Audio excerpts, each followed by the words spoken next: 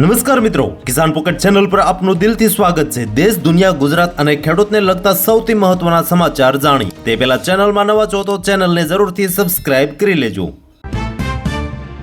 ઉપરાષ્ટ્રપતિ ચૂંટણી પહેલા બીઆરએસ અને બીજેડીનો મોટો નિર્ણય, મતદાનને લઈ કરી મોટી જાહેરાત।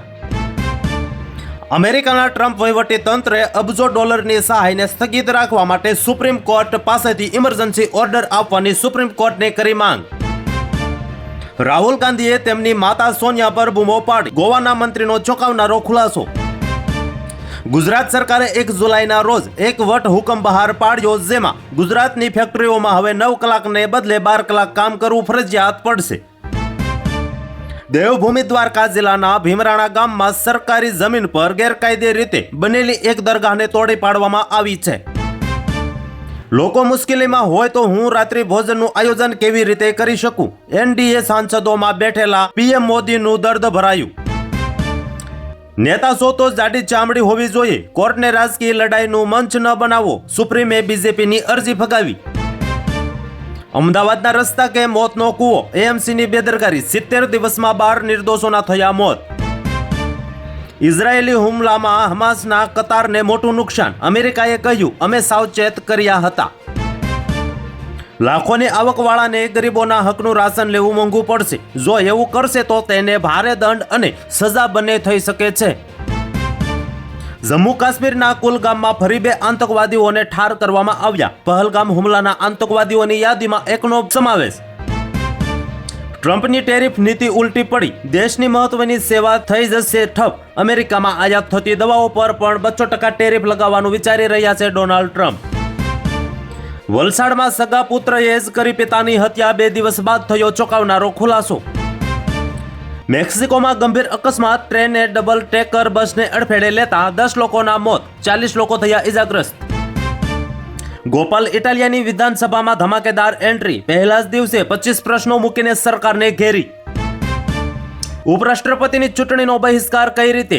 એનડીએ પાર્ટીઓએ સમીકરણ બદલી મૂક્યા, કોણ જીતશે હવે? સવાલો ઊભા થયા। હિંમતનગરના મોતીપુરા વિસ્તારમાં એક આર્મી જવાનને મારવા સામે આવી રેલી આવેદનપત્ર દેવામાં આવ્યું। ભાગેડુ મહેલ ચોકસી મુંબઈની આર્થર રોડ જેલમાં રહેશે, દિવસે 3 વખત મળશે અને ખાસ સુવિધાઓ।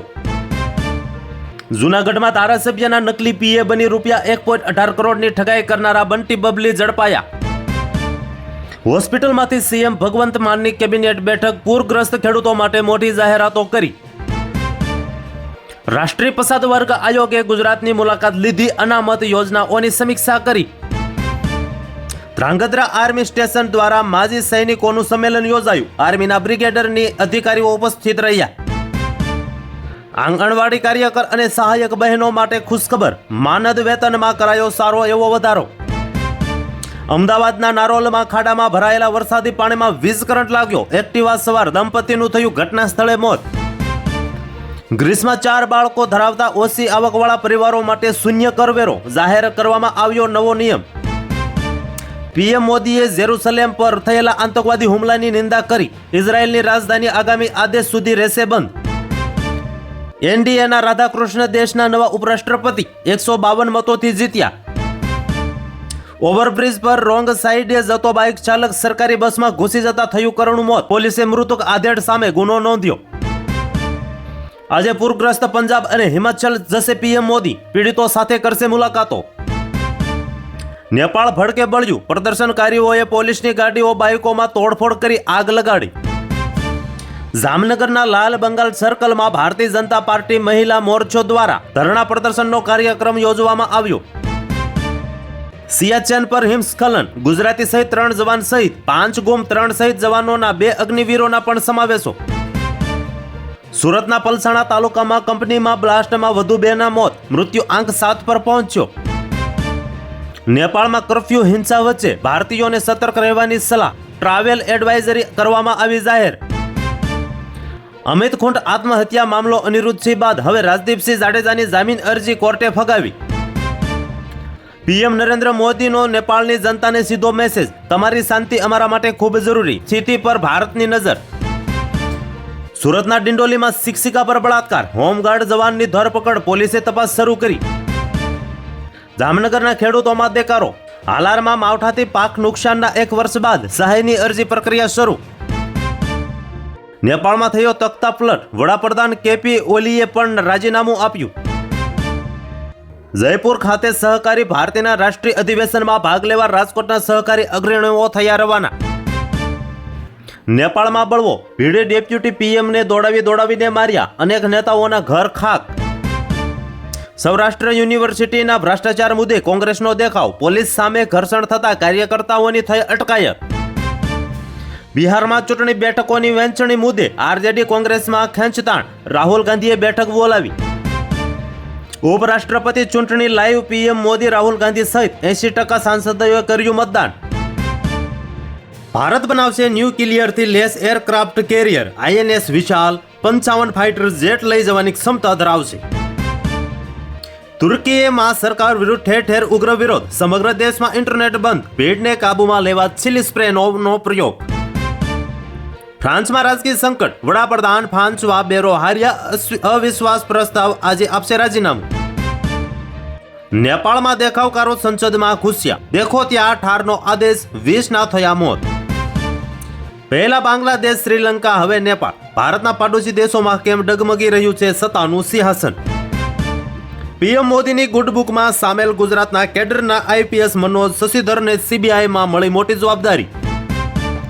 હિમાચલના પૂરગ્રસ્ત ક્ષેત્રોની મુલાકાત લેતા વડાપ્રધાન ₹1500 કરોડની સહાય કરી. ઉપરાષ્ટ્રપતિ ચૂંટણીમાં એનડીએનો વિજય નિશ્ચિત, વીએસઆર કોંગ્રેસનું ક્રોસ વોટિંગ, 11 સાંસદો મતદાનથી દૂર રહ્યા. છેલ્લા 48 કલાકમાં 3 દેશની સરકાર ઉથલી, જુદા જુદા કારણોસર જાપાન, નેપાળ અને ફ્રાન્સના પ્રધાનમંત્રીએ આપવું પડ્યું રાજીનામું. ભારતીય એરોસ્પેસ ઇતિહાસમાં નવો અધ્યાય ઉમેરાશે, તેજસ પર સ્વદેશી કાવેરી એન્જિનનું પરીક્ષણ કરવામાં આવશે. શિક્ષણ સહાયકની ભરતીને લઈને મોટા સમાચાર, 532 ઉમેદવારોનું વેઇટિંગ લિસ્ટ જાહેર કરવામાં આવશે. મુંબઈના ઉરણ ઓએનજીસી પ્લાન્ટમાં પ્રચંડ આગ, મુંબઈનો સીએનજી પુરવઠો બંધ. જો આગામી 2 વર્ષમાં શેરડીની ઉત્પાદકતામાં વધારો નહીં થાય તો ખાંડ ઉદ્યોગને અસર થશે, મંત્રી હસન મુર્શીફનું નિવેદન. અરવલ્લીના ભેલોડામાંથી સીઓજીએ ₹17,100 ગાંજાના જથ્થા સાથે એક ઇસમને ઝડપ્યો. સરકારી અને અનુદાનિત ઉચ્ચતર માધ્યમિક શાળાઓના શિક્ષણ સહાયક ભરતીનું વેઇટિંગ લિસ્ટ જાહેર કરવામાં આવ્યું. વરસાદી કહેરથી સુઈ ગામમાં 300 પશુઓના મોત, ખેતરોમાં લહેરાતો પાક પાણીમાં ડૂબ્યો. ઘરકંકાસનો કરુણ અંજામ, પત્નીએ ચૂંદડી વડે ગળો ટૂંપો આપીને પતિને મોતને ઘાટ ઉતાર્યો, બાદમાં પોતે ગળા ફાંસો ખાઈને જિંદગી ટૂંકાવી. કોંગ્રેસની આજથી જૂનાગઢમાં શિબિરના પ્રારંભે બુધવારે કોંગ્રેસના રાષ્ટ્રીય પ્રમુખ તથા રાજ્યસભાના વિપક્ષના નેતા મલ્લિકાર્જુન ખડગે માર્ગદર્શન આપશે. તો આજ માટે આટલું જ. મળીશું નવી અપડેટ સાથે. જો તમને અમારા વિડીયો પસંદ આવે તો ચેનલને જરૂરથી સબસ્ક્રાઇબ કરી દેજો.